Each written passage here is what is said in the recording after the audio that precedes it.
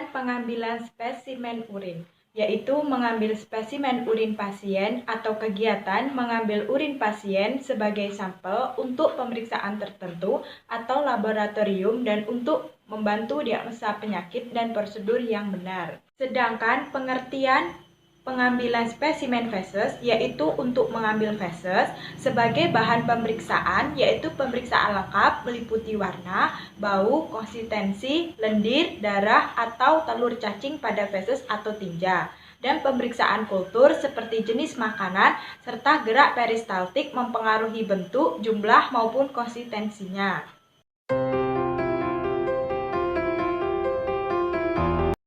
Adapun tujuan pengambilan spesimen urin sebagai pedoman agar spesimen dapat diambil secara baik dan benar, sehingga memenuhi syarat pemeriksaan, yaitu menentukan apakah terdapat kelainan urin yang diuraikan secara makroskopis atau fisik, sedimen atau endapan, makroskopis sampai mikroskopis, unsur organik, non-organik, kimiawi, bakteriologi, maupun imunologi, tergantung pada sampel atau jenis urin yang diperiksa. Sedangkan tujuan dari pengambilan spesimen feses yang pertama, mendapatkan spesimen tinja atau feses yang memenuhi persyaratan. Yang kedua, untuk pemeriksaan feses rutin. Yang ketiga, untuk mendeteksi adanya kuman seperti kelompok Salmonella, Shigella, Sericea coel, Staphylococcus, dan lainnya. Yang keempat, membantu menegakkan diagnosa. Yang kelima, membantu tindakan dan terapi yang akan dilakukan terhadap pasien. Selanjutnya, ada indikasi pengambilan spesimen urin. Yang pertama, memantau kondisi kesehatan pasien secara rutin, terutama penderita diabetes, penyakit ginjal, dan hipertensi. Yang kedua, mendiagnosis gangguan kesehatan pada orang yang mengalami gejala atau tanda suatu penyakit, seperti nyeri perut atau buang air kecil berdarah. Ketiga, memantau perkembangan penyakit pada orang yang telah didiagnosis menderita suatu penyakit, misalnya memantau tingkat keparahan diabetes. Keempat, memantau efektivitas suatu pengobatan atau terapi. Dan yang terakhir, mendeteksi kehamilan. Selanjutnya ada indikasi pengambilan spesimen feses. Yang pertama, adanya diare dan konstipasi. Kedua, adanya ikterus. Ketiga, adanya gangguan pencernaan. Keempat, adanya lendir dalam tinja. Kelima, kecurigaan penyakit gastrointestinal. Keenam, adanya darah dalam tinja. Ketujuh, investasi parasit. Kedelapan, mengidentifikasi perdarahan gastrointestinal yang disebabkan gastritis atau kanker. Yang kesembilan, mendeteksi sindroma malabsorpsi. Dan yang terakhir, nyeri perut.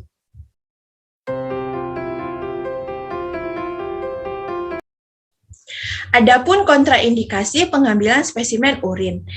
Urinalisis umumnya tindakan non-invasif dan tidak memiliki kontraindikasi absolut maupun. Namun, pada kasus di mana sampel urin tidak dapat diperoleh melalui diuresis langsung, tindakan invasif yang dilakukan untuk memperoleh sampel urin atau pemasangan kateter uretra atau aspirasi suprapubik memiliki kontraindikasi yang perlu diperhatikan. Kontraindikasi relatif berupa wanita yang sedang menstruasi karena dapat menimbulkan bias hasil hematuria dan pasien yang baru menjalani pemeriksaan radiokontras dalam 24 jam terakhir karena dapat menimbulkan proteinuria positif palsu. Kedua kelompok pasien tersebut disarankan untuk menunda pemeriksaan terlebih dahulu. Dan adapun kontraindikasi pengambilan spesimen feses. Tidak ada kontraindikasi khusus untuk pemeriksaan feses. Namun, beberapa keadaan yang dapat mempengaruhi hasil pemeriksaan perlu diperhatikan. Misalnya pada wanita yang sedang menstruasi dan pasien yang baru saja menelan cairan barium. Cairan barium merupakan zat kontras yang digunakan dalam pemeriksaan barium enema untuk menegakkan diagnosis gangguan pencernaan, seperti konstipasi. Pada pasien wanita yang sedang menstruasi, darah menstruasi dapat tercampur ke dalam sampel feses dan menyebabkan bias pada interpretasi hasil pemeriksaan. Agar tidak menghalangi interpretasi, pada pasien yang baru saja menelan cairan barium, pemeriksaan dapat dilakukan 7 hari setelah pasien menelan cairan tersebut.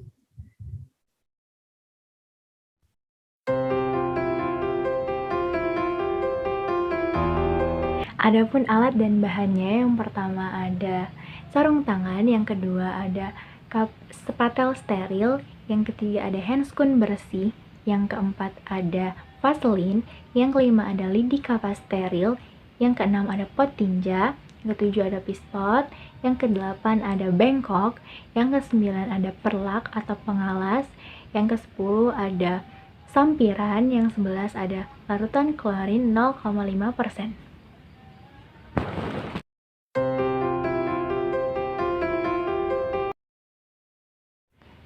Nah, adapun kelebihan dari proses pengambilan spesimen urin dan feses ini adalah untuk mendeteksi apakah ada kelainan pada urin kita, pada feses kita tuh apakah ada bakteri seperti Escherichia coli, Salmonella, dan lain-lain.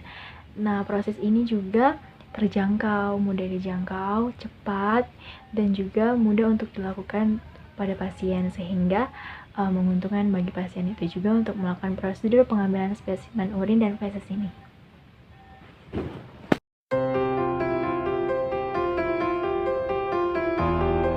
Berikutnya yaitu kekurangan dalam pengambilan spesimen feses. Dalam pengambilan spesimen feses juga memiliki tingkat terkontaminasi yang tinggi, karena mungkin saja feses tersebut mengandung mikroorganisme yang sangat berbahaya bagi tubuh. Maka dari itu, pastikan dalam pengambilan spesimen feses dilakukan secara hati-hati dan pastikan untuk mencuci tangan dengan air dan sabun antibakteri sampai benar-benar bersih. Hal ini bertujuan untuk mencegah penularan jika terdapat mikroorganisme yang berbahaya pada sampel feses tersebut. Berikutnya yaitu kekurangan dalam pengambilan spesimen urin. Dalam pengambilan spesimen urin memiliki tantangan tersendiri karena jika sampel terkontaminasi, maka akan mempengaruhi hasil. Dalam metode urin porsi tengah, memiliki resiko terkontaminasi yang tinggi karena dalam metode ini tidak boleh menggunakan antiseptik dalam persiapan pasien karena dapat mengkontaminasi sampel sehingga akan menyebabkan kultur false negatif. Ini mayoritas pedoman internasional merekomendasikan kateterisasi uretra dan aspirasi suprapubik sebagai salah satu alternatif dalam pengambilan spesimen urin. Namun kedua metode ini memiliki kekurangan, yaitu bersifat invasif dan dapat menyebabkan trauma.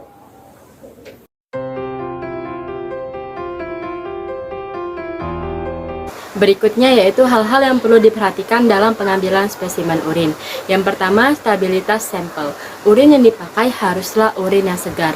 Yang kedua, perhatikan cara penampungan yang benar. Botol penampung urin yang dipakai haruslah dalam keadaan bersih, kering, dan sekali pakai. Air ataupun kotoran dapat menyebabkan perkembangbiakan kuman dan dapat mempengaruhi komposisi urin. Dan yang ketiga yaitu pengambilan sampel dapat dilakukan oleh pasien itu sendiri. Namun, pasien harus diberikan edukasi atau penjelasan dan diajarkan bagaimana cara pengambilan sampel urin yang benar. Hal-hal yang perlu diperhatikan dalam pengambilan spesimen feses. Yang pertama yaitu klien dapat melakukan pengambilan feses secara mandiri, tetapi klien perlu diajarkan cara pengambilan spesimen dengan teknik antiseptik. Yang kedua, usahakan feses yang diambil tidak bercampur dengan urin, darah menstruasi, kertas tisu, ataupun air. Dan yang ketiga, spesimen feses yang sudah diambil sebaiknya sesegera mungkin dibawa ke laboratorium. Yang keempat, gunakan sarung tangan untuk mencegah kontaminasi tangan perawat dengan feses klien. Yang kelima, feses yang diambil kurang lebih sepanjang 2,5 cm atau sekitar 15-30 cc jika dalam bentuk cair. Jika feses terdapat lendir, darah, atau pus, maka sertakan pula dalam pemeriksaan spesimen.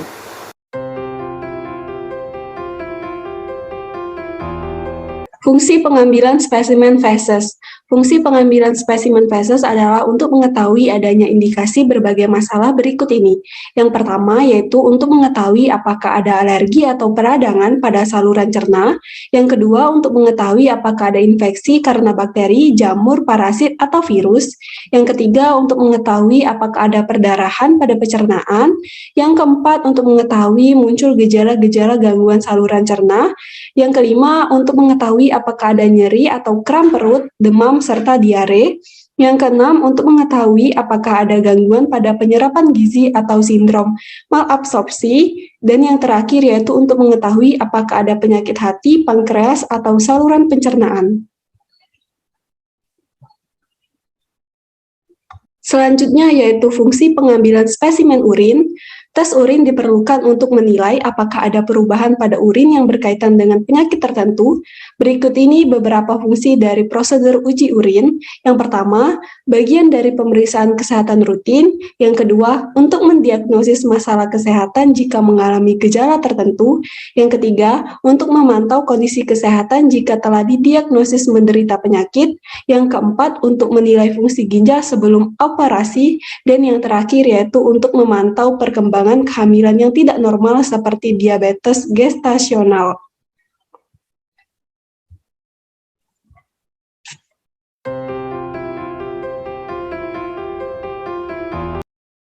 Jenis-jenis atau macam-macam spesimen urin, yaitu yang pertama, urin sewaktu. Urin sewaktu adalah spesimen urin yang paling sering diambil karena pengambilannya mudah dan tidak membutuhkan persiapan.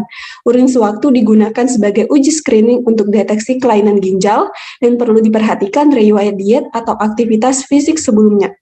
Yang kedua yaitu urin pagi.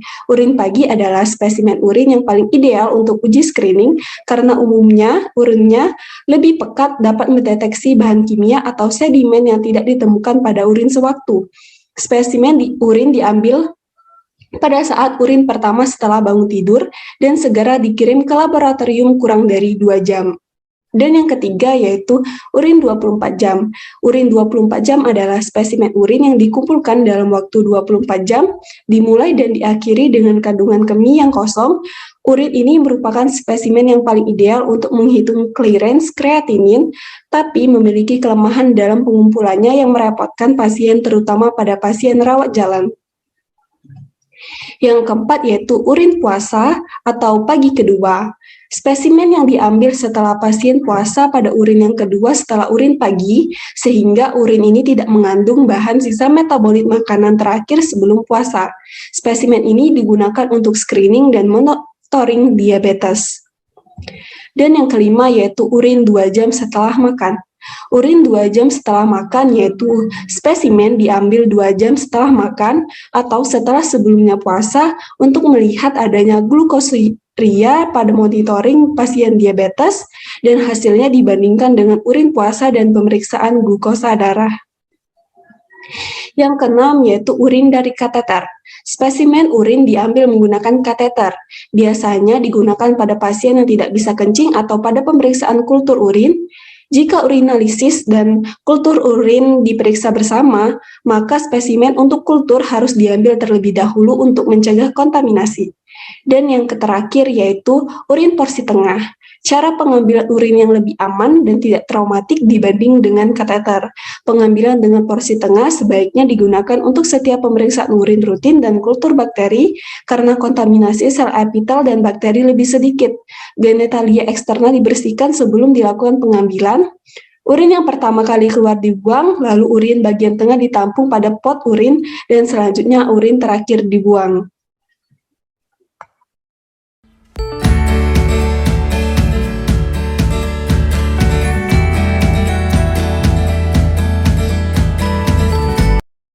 Assalamualaikum Ibu, perkenalkan Ibu, saya perawat Sally.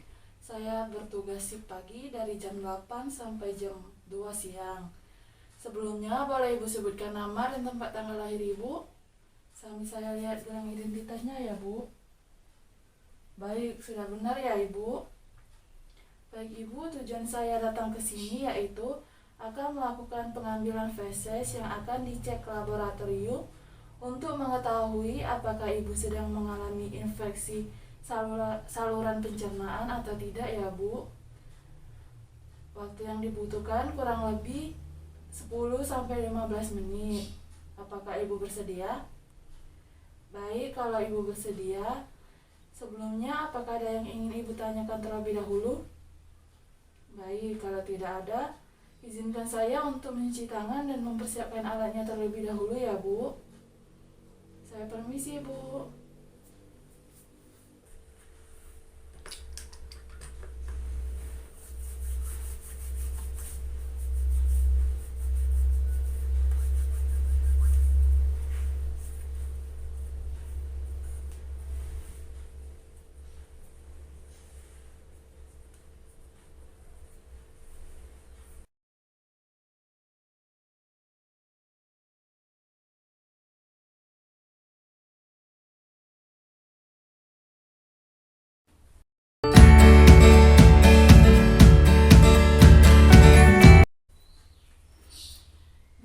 saya sudah selesai mencuci tangan dan mempersiapkan alatnya. Bisa kita mulai sekarang ya, Ibu?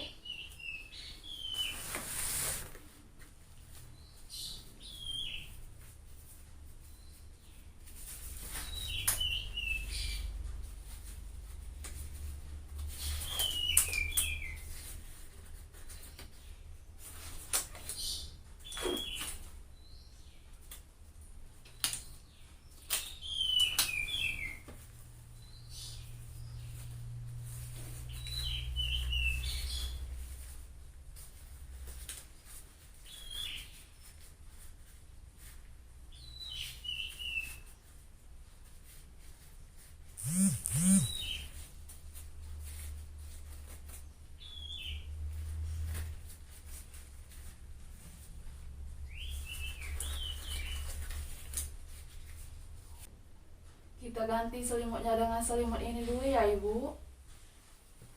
Permisi ya, Ibu.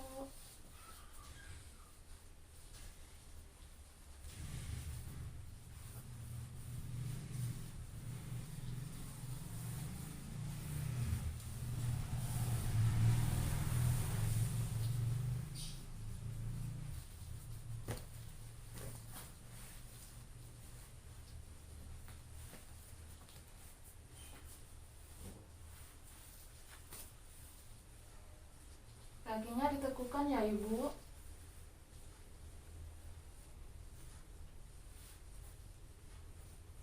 Maaf, Ibu, saya pasang pispotnya ya. Angkat sedikit bokongnya, Ibu.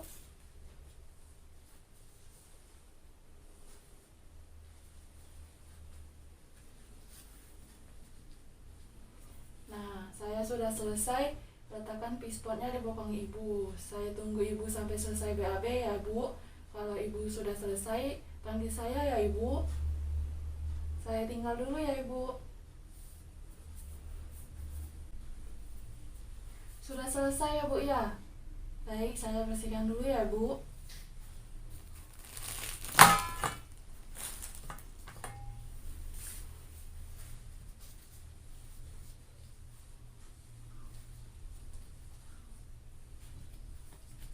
Maaf ya, Ibu.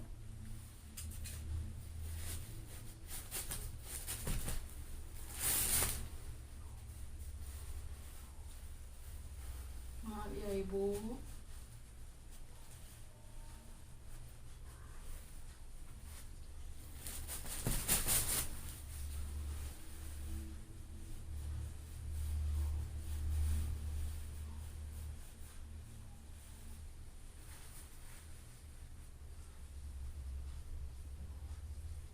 Kita ganti selimutnya ya, Ibu.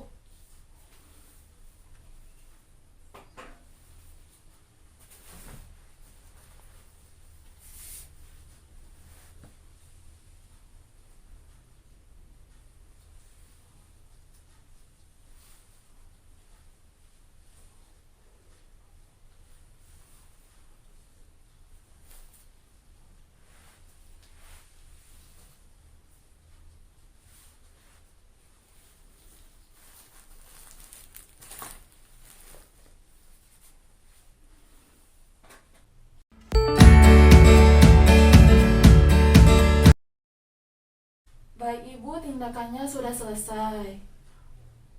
Untuk spesimen fesesnya nanti akan dikirim ke laboratorium dan dicek. Dan untuk hasilnya nanti akan diberitahukan kepada Ibu setelah hasilnya keluar ya, Bu. Nah, sebelumnya apakah ada yang ingin Ibu tanyakan terlebih dahulu sebelum saya pergi? Baik, kalau tidak ada, saya permisi ya, Ibu. Jika Ibu membutuhkan saya, Ibu bisa tekan tombol di sebelah kiri Ibu ya, Bu. Saya permisi ya, Ibu. Assalamualaikum. Setelah kita mendapatkan spesimen fesesnya, kita pindahkan fesesnya ke dalam botol spesimen dengan menggunakan spatula. Pindahkan feses ke dalam botol spesimen. Setelah selesai, lilitkan spatula dengan menggunakan tisu.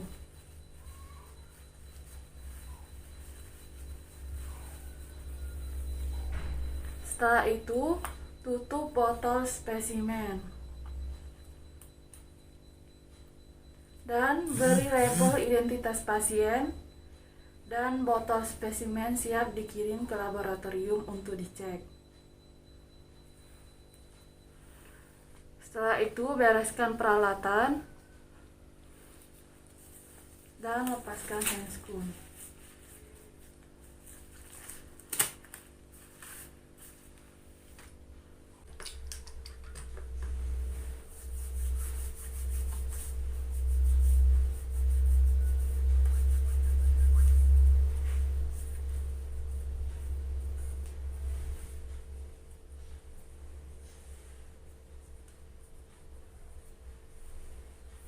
Selanjutnya, perawat mendokumentasikan tindakan yang sudah dilakukan di buku dokumentasi pasien.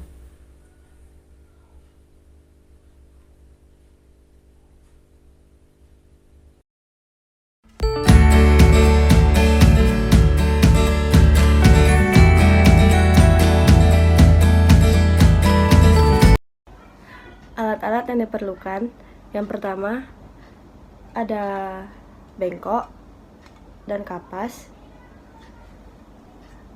baskom berisi air hangat, tisu, handscoon, wadah penampung urin, label, dan juga formulir. Assalamualaikum, selamat pagi Ibu. Perkenalkan, saya Nerstasia yang bertugas pada hari ini. Boleh saya cek gelangnya dulu ya Ibu? Benar dengan Ibu Teddy, usia 32 tahun. Baik, saya akan menjelaskan maksud kedatangan saya ke sini. Maksud kedatangan saya ke sini adalah untuk mengambil spesimen urin Ibu. Pengambilan spesimen urin bertujuan untuk membantu pengecekan pada laboratorium dan untuk membantu diagnosa penyakit. Sebelum memulai, saya izin cuci tangan dulu ya Ibu. Sebelum memulai, saya izin cuci tangan dulu ya Ibu.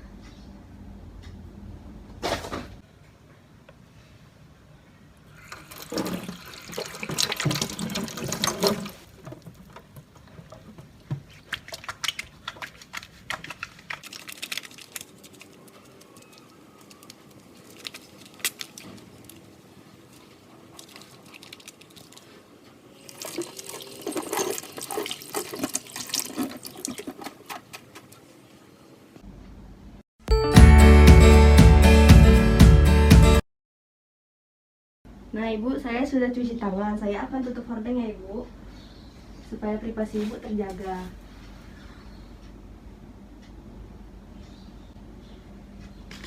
Maaf Ibu, perlakunya kita pasang ya.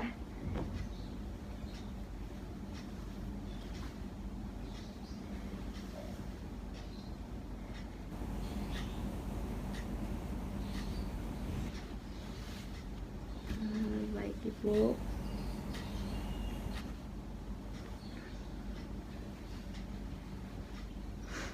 Kakinya diposisikan seperti ini ya Ibu.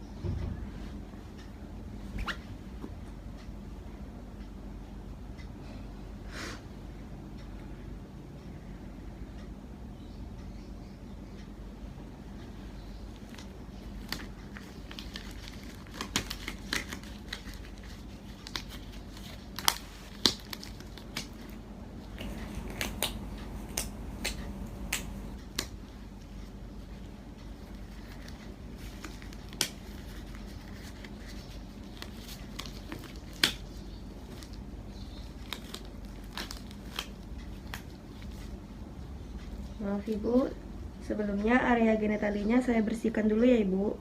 Saya bersihkan dengan air hangat.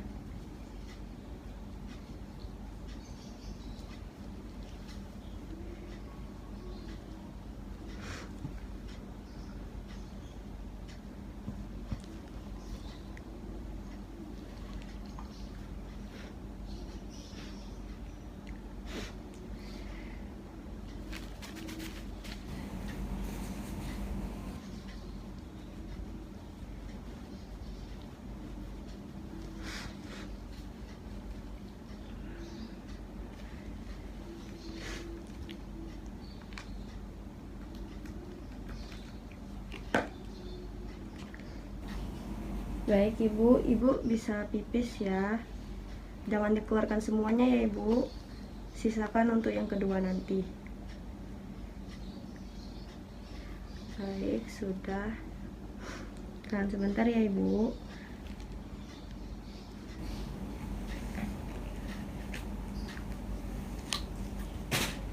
Nah, silakan lanjutkan untuk yang bagian kedua ya Ibu.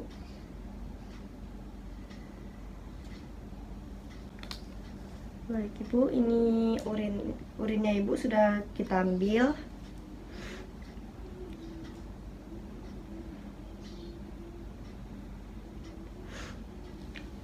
Saya ambil ya Ibu perlaknya.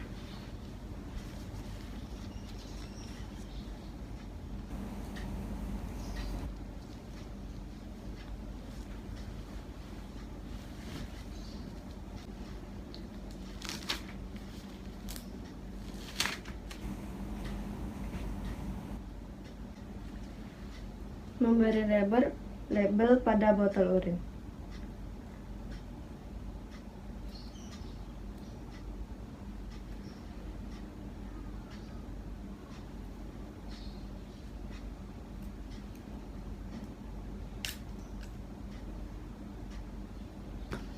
Mengisi formulir.